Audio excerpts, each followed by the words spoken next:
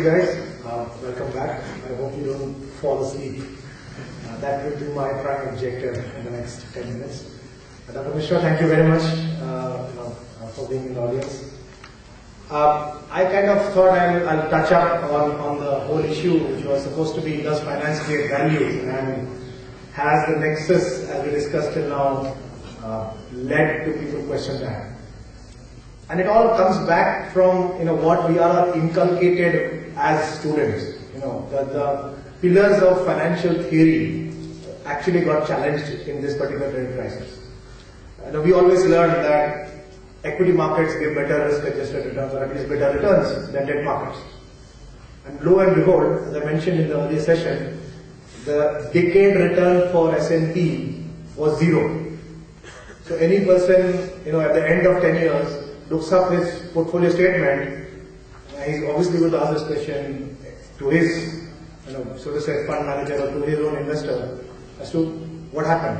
Where was the so-called value which you were supposed to create for me? We learned that diversification is the antidote to managing risk. But guess what?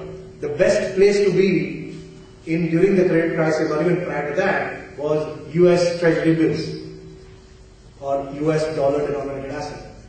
That was the one class which actually did not go down, or went down the least. So if you are actually not diversified, you probably did the best.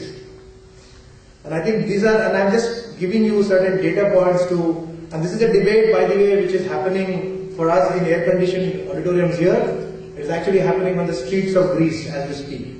People who are protesting today are actually essentially questioning that. Greek unemployment is at 29-30%. So exactly the same age profile as yours, the guy has done the same education, yet he's questioning as to where the value in finance. So in that sense, I think the questions which are asked are not, or I wouldn't say you should brush it away. These are questions which require valid debate. There have been certain, paradigm is a very strong word to use, but there have been fundamental theories which have got challenged, as I mentioned, during this particular crisis and as it has played out. So let me highlight as to unequivocally, as I mentioned in the morning, that we will have crisis. I think the second part also holds true, which is that finance does create value. So I don't think that's a question you could be asking now after joining your MBA next time or 12 months down the line. But it does create value, and as I mentioned, what essentially finance does, and we all tend to get obviously sort of say bogged down by the various formulae. It does two things essentially, as I mentioned. It creates capital from a pool of savers.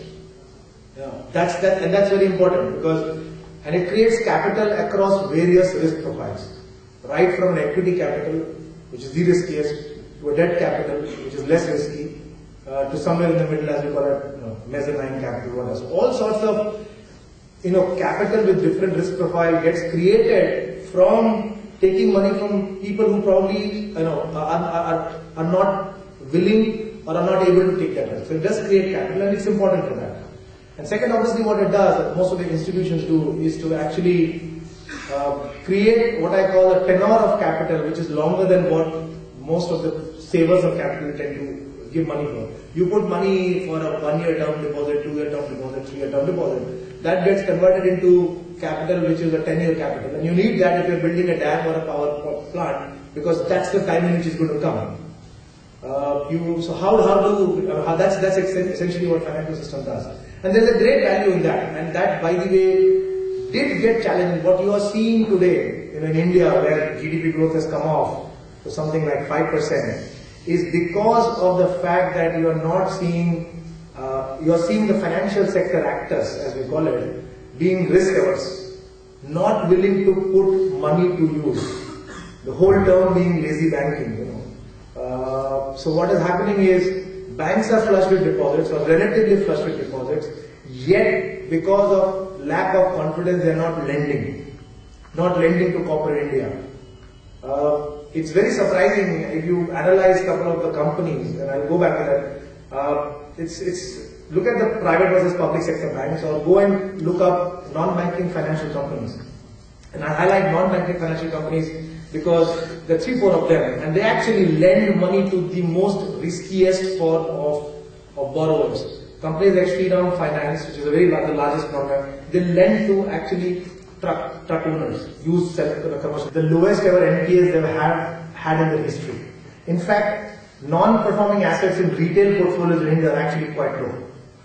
Converse to that, you have state-owned banks which, because of the incentives otherwise, have lent to the corporate India, where you are seeing the maximum amount of non-performing assets. And you can see that if you don't lend to corporate India, you will not create value. Corporate India will not be able to borrow, and corporate India, when it doesn't borrow, it does not create enterprises and it will not create jobs. So ultimately, finance does create value. It is just that the tenets of that have changed a bit. On a related note, and I think Professor Ramana had mentioned that this whole shareholder value, and that's been one of the other tenets. If you can increase shareholder value, which was very narrowly defined as a rising share price, and that was what is in the heads of people, then you're fine. Then that's what creates shareholder value. Unfortunately, I think we are realizing that that's not probably completely true. Yes, you create shareholder value, but the next day's stock price is not the best indicator. Over a period of your stock price moves up is what you need, which is why you're seeing changes in compensation for at least the big, so to say, key managers in an organization which is changing. We always had ESOPs, in most firms, and the idea was that ESOPs tend to so to say, align shareholder interest with the employee's interest. Unfortunately, we realize that experiment does not work well if you are giving ESOPs which vest in a very short period of time. So now what you are seeing happening in both, across boards is that when you are given compensation in terms of shares, the vesting or the value which accrues to the employee happens over a 3 or 5 year period. And there have now been instances where there have been some extreme measures where companies are saying we'll claw back even shares which we have given to you if we find out over the next 2 years, there was some kind of a value which was not created. So what you're seeing is actually compensation policies changing to align with both shareholder versus stakeholder nexus. So that's the other key thing which is happening. The other, I would say, not a myth, and as an analyst tracking Indian companies, I can tell you, this whole view that promoter-led companies are not good. The best managed companies are board-managed companies. This is a very Western view we have. Most of the global firms, global companies are board-managed. And there's a view that if you have an independent board, which is the reason for the push for the whole independent directors, you will have, so to say, better run companies. Ironically, if you look at Asia, a lot of the large companies are actually, promoter-driven, if I may say. And I have not yet seen any study which conclusively shows that promoter-driven companies tend to not do well compared to board-managed companies. So you have this where, Western world has taken the path that because there are multiple, millions of shareholders, the best way to actually manage a company is through a board and have independent board members. Unfortunately, we realize over a period of time, the board members are not independent. The person who heads the compensation committee of one company, he ends up being on, he is the CEO of another company, and this CEO actually happens to be on the compensation committee of that CEO. So there's a very insidious relationship, which is why it's been very hard to get independent directors. Added to that, you have had now the liability on independent directors have increased quite dramatically, which is the reason you're actually finding less independent directors also willing to come forward. So there's a host of things which are playing into this whirlpool, if I may say. But end of the day, I leave you with, as I said, 2-3 issues. The reason why finance creates value got questioned. Part of it is to do, again, I go back to opacity of markets. Look at the Satyam scam. It's a great example. How did, not just how the Satyam scam happened, how did it resolve was actually quite interesting. What happened in case of Satyam scam, if you see, was yes, the promoter one day got up and said, I had committed fraud. There's no cash on the company as it was supposed to be. But you actually see what happened prior to that. Look up the Satyam share price. It was already reflecting before the scam happened that there's something wrong with the company. In fact, the promoter wanted to do a transaction where he was merging an infrastructure company into Satyam IT company in order to actually hide the scam. And that was stopped, by the way, largely because of shareholder protest.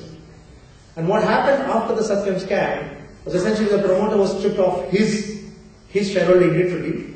The company was in a way stabilized and sold to new shareholders. Today, Tech Mahindra happens to own the company.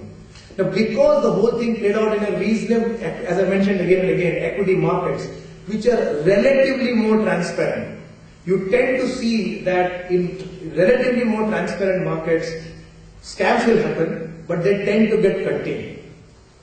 It's when the markets are more and more opaque that you will start getting this question of value getting challenged.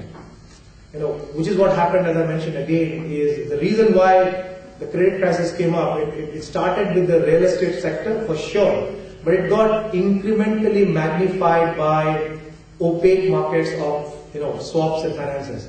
At one point of time, Deutsche Bank had internal estimates that for $1 of economic capital, which was there, physical capital on a house, let's say mortgage, because of the multiple layering which happened, there was $10 of financial capital which was sitting on the $1 of actual economic capital. Which obviously meant that the entire system was, if the $1 economic capital suddenly you figured out that it's only half a dollar or half a rupee, imagine the impact on the $10 which is sitting on top of that. Basically half. So that's the reason why you're seeing, so to say, the value of finance being questioned, and rightly so. I'll close this, so to say, a brief talk by saying, again, take heart in the fact that finance does create value, it greases the wheels of the global trade. Where finance does not create value, likely is when you see opaque markets, poorly regulated, and third, when you see an apparent reduction in risk, when in reality there is only been transference of risk, which is what actually any structured product does. Most structured products transfer risk, they don't reduce risk, but we tend to believe it reduces risk. So this is my closing comments. We will take more questions. I hope you have after this. Thank you so much. And great opportunity.